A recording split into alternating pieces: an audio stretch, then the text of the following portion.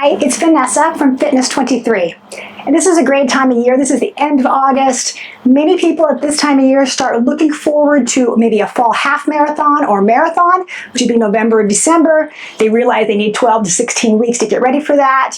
Or they're a high school kid, first starting cross country, starting big mileage again. Or you decided to start an exercise program. Fall is a really popular time to start an exercise program. The problem is you go out and guess what happens? Things hurt, you get injured. So I'm going to go through a few steps again, I don't just run. I take care of myself besides running so that I can run and have a normal life. Let's go through those things. So you started that exercise program, exercising half an hour a day, or you're running 2 to 3 miles a day. But you know what you did? You pulled those shoes that have been sitting in your closet for gosh knows how long and said, I can run in these. I haven't worn them very much. Well, guess what? They're hurting your feet now. Your knees hurt, your back hurts, and you don't want to admit it. You need a pair of shoes that are actually fantastic for you. Now, I don't say you have to buy these Nikes. I don't say if it's New Balance or anything else. My other videos, you can see me talk about a lot of shoes. What has to happen is there has to be enough room here for your toes to spread out. If your toes can't spread out and give you balance, because we're going to work on balance issues, then guess what? Your feet are always going to hurt because they're in a cramp mode. So your shoes have to have enough room here, and you have to have at least a finger's width in the front so your toe doesn't smack the front. That's basic, period. Now around the heel, if it squeezes so much it hurts, it's going to hurt your Achilles tendon, which we're going to talk a lot about, that tendon going up and down the back of your leg and the problems that can cause. Get a pair of shoes. Now, you don't need to spend $180 or $200. You can find some really good shoes for about $100, $110. Invest in shoes so your back and knee don't hurt, period. Now, so you got the proper shoes, you got room in your toe, you got room for your toes to spread out, your heel feels comfortable. You're happy, right? Not quite. What's next? What is next is the insole. Your shoes come with this. This is like a tissue, it's useless, it has no support whatsoever, and this is what comes in your shoe. And the reason this is not glued down is because, guess what? It's not supposed to be used. They really weren't made for your foot. Your foot is as individual as your face. So guess what? You need an insole that will conform to your feet. And nowadays we have lots of insole options, which we didn't have 20, 30 years ago, or I hate to admit it, 42 years ago, 3 years ago when I started to run. There was no such thing as an insole except for Dr. Scholl, and that was it. It looked like that. So we'll talk about one insole today. Talk about the merits of this insole. You can look for other insoles if you don't want to try this one, but I gotta tell you, a lot of reasons to use this one. The bottom is cork. It breathes, doesn't get hot, so important for your feet. And they're just really moldable, but still have arch support. Everything is about arch support. Unless you're completely flat-footed, and then we still need to have cup support, but that's a whole other discussion. But if I have cup support, which holds my heel in place and doesn't let that wobble happen, then I can actually use my foot really well coming off my arch support. This brand is called Fulton. It's very inexpensive. You'll see a link down below. Go to the Fulton website or off my Amazon store, whatever you want to do.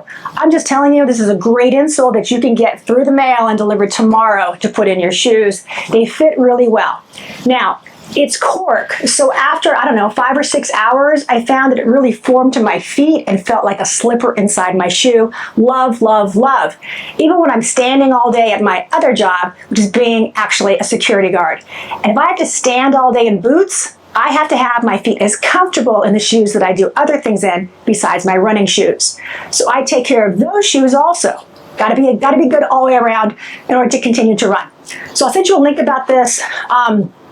I do want to tell you that this type of insole is better to stay in one kind of shoe. I do switch them back and forth from different shoes, but it's all the same kind of shoe. The ones I have in my work boots, I don't have in my running shoes. It's just not good practice because the bottom of the shoe will be different and it all conforms. Now, I don't know how long these last. The company will tell you about 700, but they will also admit they're not really runners as much per se as why they built this insole. It's a great new company, but I'm going to test it for you right now. This one, you can tell they're dirty. This one has a little over 300 on them. I usually don't go this long on an insole, but I'm going to try. And for now, that whole instep is staying up there without a problem. I have very high arches. So that's really my issue. So great insole, whether it be this insole or another insole, great shoes, great insole. That's number 1 and number 2.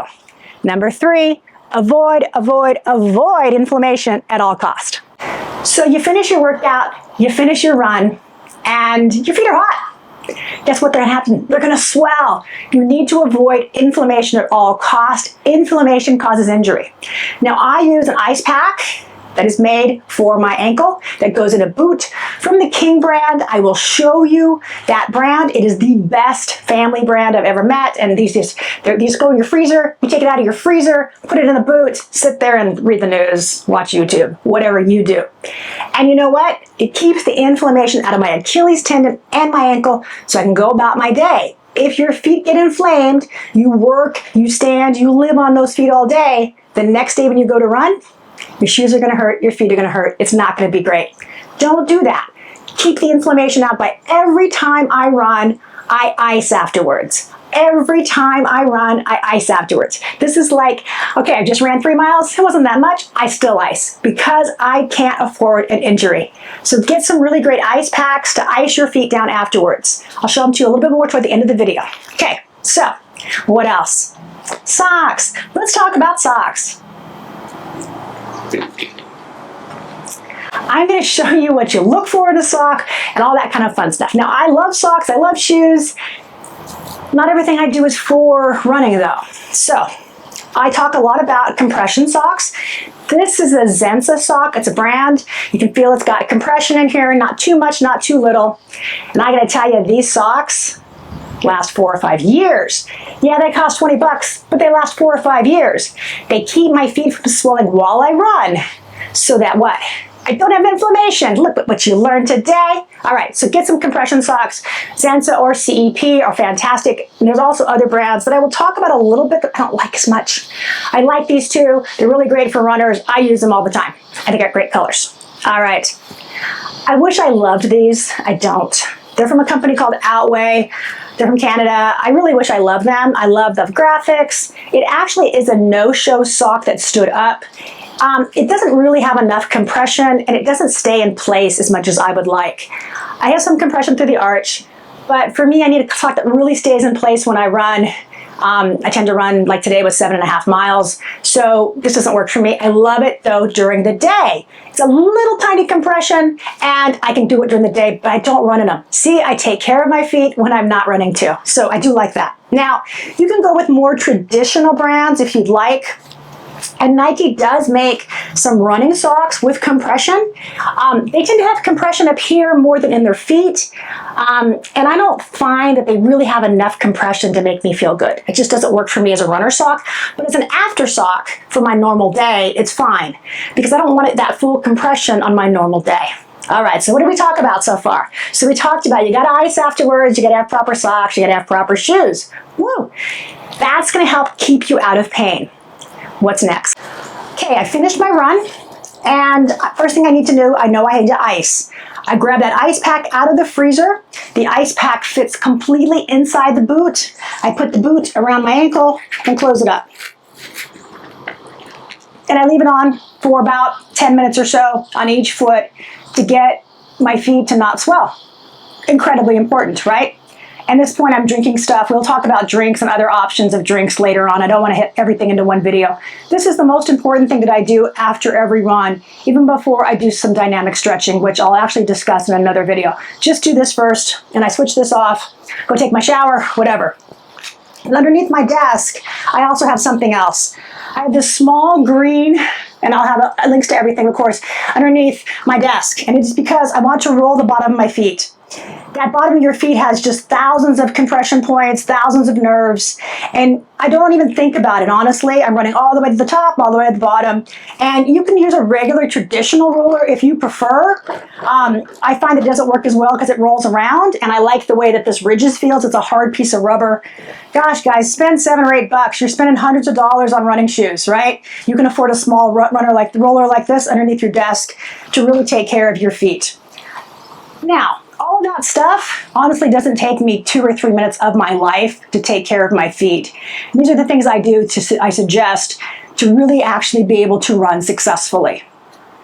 So I know that was a lot to think about already, but these are just some things I want you to start with so we can go forward and work on flexibility. So with your running or exercise program, great pair of shoes that fit, that have some room for your toes to spread out inside and that your toe doesn't hit the front. An insole that will support your arch is so incredibly important so that you actually get that whole rounded feeling you should feel when you're using your shoes.